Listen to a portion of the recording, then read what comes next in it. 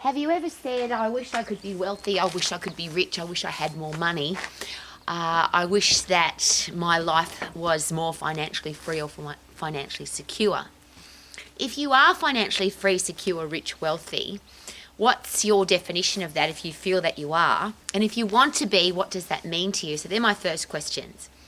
My second questions are, if you are not wealthy and you look at other people's lives who have lots of money, have you ever considered that money comes with its own challenges? So if you don't have any money, life can be tough.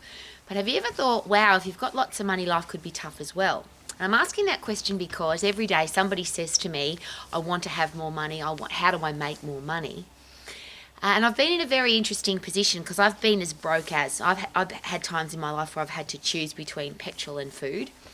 And I've also been on the Young Rich list in Australia, one of the richest people in the country under the age of 40. And I'm not sharing that with you to impress, but to share that I've been in both places.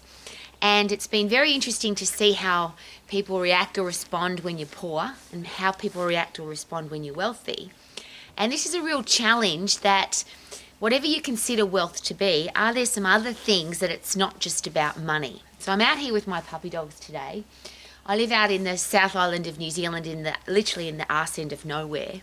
And I've chosen to live here because it's beautiful. I've got 5 rescue puppy dogs.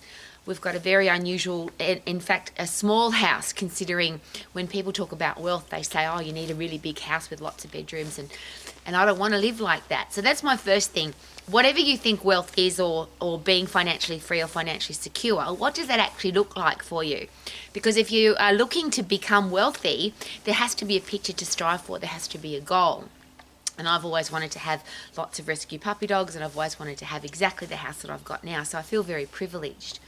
But what I've noticed along the way, because I've invested time with, spent time with, and I will say wasted time with, a lot of wealthy people who you might think are happy because they've got lots of money. But in my experience, it's been very interesting to take note that a lot of wealthy people have a lot of other challenges. A lot of them are fat, sick, weak, diseased, and depressed. And you might ask, how can you be depressed if you've got lots of money? But a lot of people have thought that if I get lots of money, I'll be very, very happy.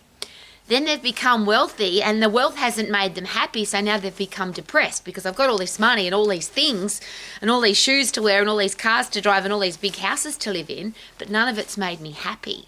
So could it be a really good idea to think, evaluate, analyse, research, what do I actually want? What's my life going to be like when I am wealthy? And then live your life that way.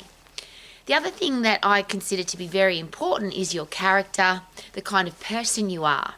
And a lot of people are they're very critical of rich people because they say rich people are nasty or they're rude or they're disrespectful. And in my experience, that can be very true. So one of my judges of character, and I don't want to be a judgmental person, but we're all humans and we judge, is how do I treat people who can't do anything for me? And it's interesting that when people are trying to become wealthy, they're trying to make money, they're trying to grow their business, they're often very nice to everybody and very respectful and very kind because they want something. There's a hidden agenda. They want to get something. But when they become wealthy, they become rude and disrespectful and they treat people really badly. And there's a great quote for that. Be careful who you step on the way up, because there may be a way down. And on the way down, the people that you stepped on, you were rude to, you were disrespectful to, may not be very helpful to you on the way down.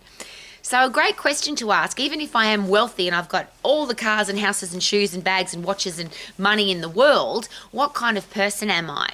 And I will share very openly and passionately that I would rather be considered a nice person, be able to look at myself in the mirror at the end of the day and say, I'm trustworthy, I'm loyal, I'm disciplined, I'm kind, I'm respectful.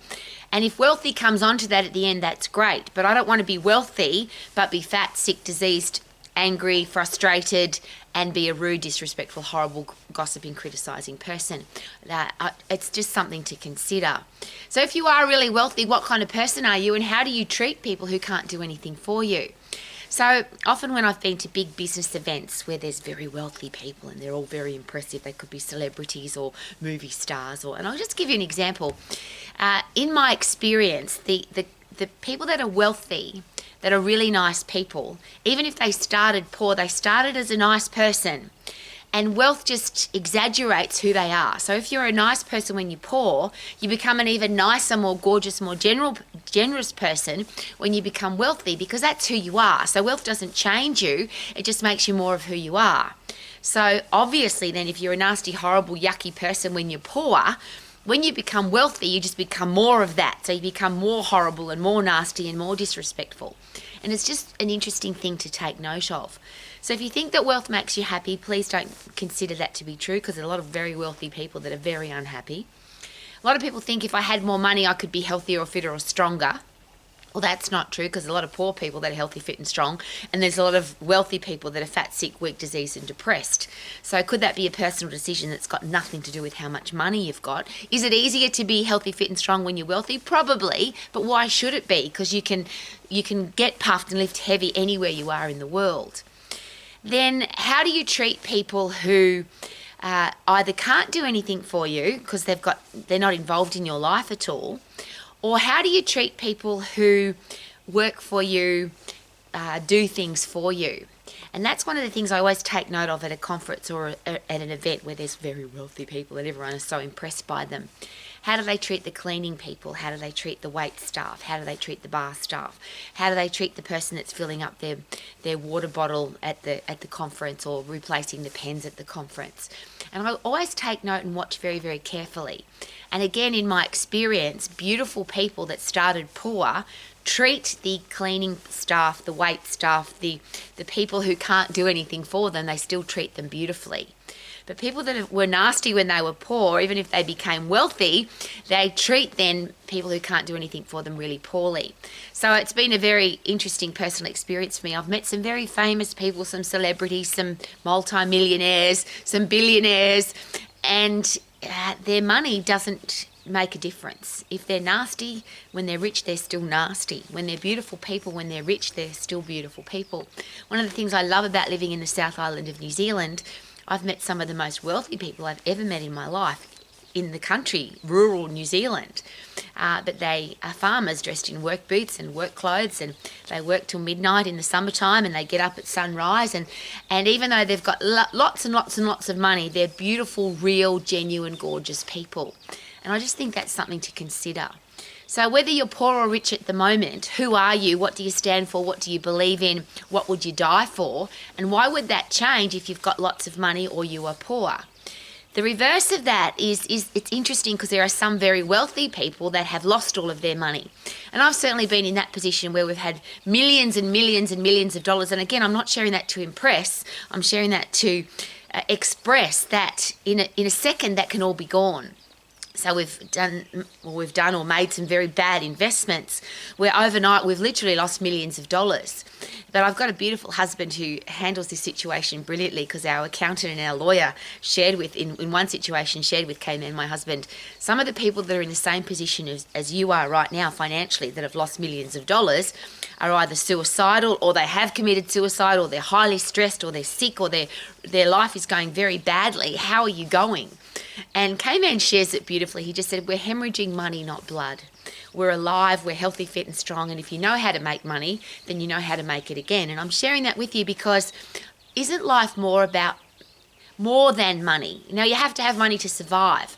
But the beautiful thing about when you are financially free, when you're financially secure, you don't have to worry about money anymore. And I think that's a beautiful position to be in. It creates freedom. So I'm out here in the fresh air. If I had no air to breathe, I wouldn't be thinking about anything else except how can I get more air so that I don't die. And is it possible that a lot of people live their lives like that financially? They're so frustrated and so angry and so annoyed because they haven't got enough money. They're not happy because they haven't got enough money. But when you're financially free and you don't have to worry about money anymore, is it possible that you can breathe freely, you can enjoy your life, you can be free financially? So wouldn't it be nice to live in a position where you can go where you want, live the way you want to live, eat the way you want to eat, travel to the places that you want to go to, live your life your way? So if you haven't got any money, could it be a great idea to set the goal of exactly what you want your financial freedom to look like?